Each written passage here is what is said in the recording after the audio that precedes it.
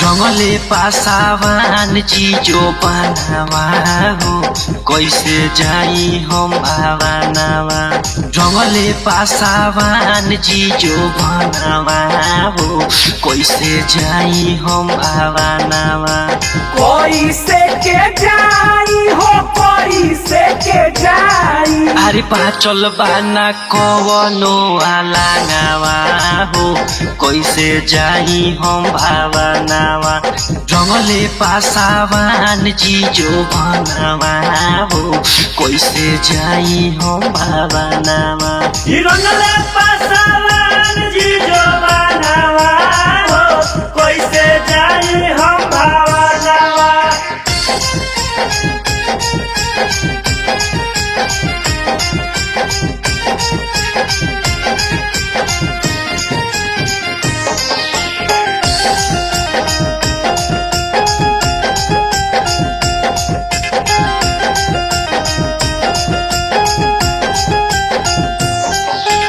लाला का पियर का रंग काठारा में घोर के।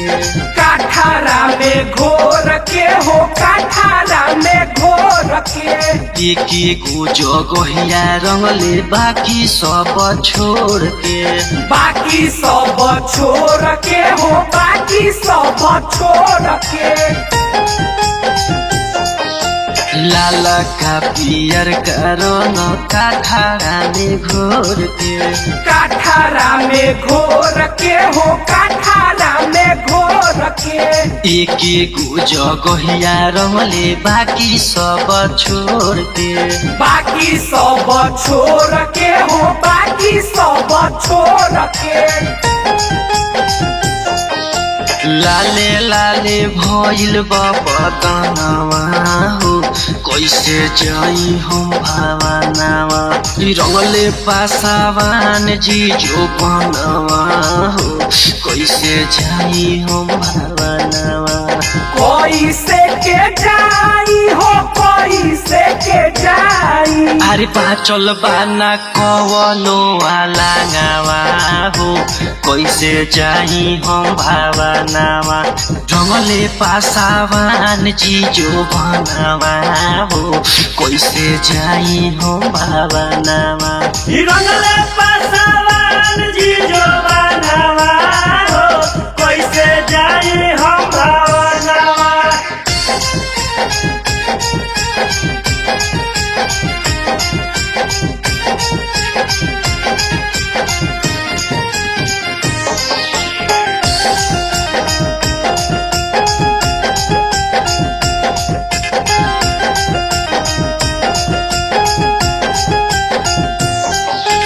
दीपक प्रेमी बारे बारा निरदगिया।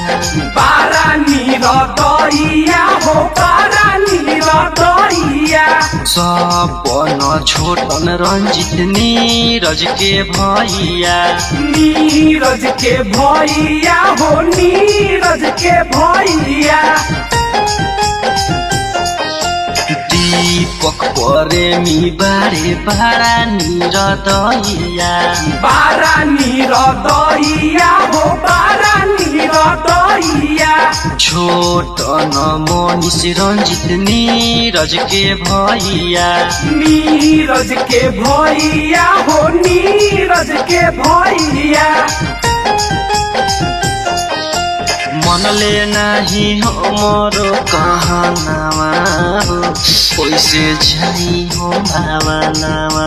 जंगले पासावान चीजो बनावा हो कैसे जाई हम भावनावा। कैसे के जाई हो कैसे के जाई। अरे पाचल बाना कवनो आलागावा हो कैसे जाई हम भावनावा रंगले पासावान जीजो बनावा हो कैसे जाई हम भावनावा रंगले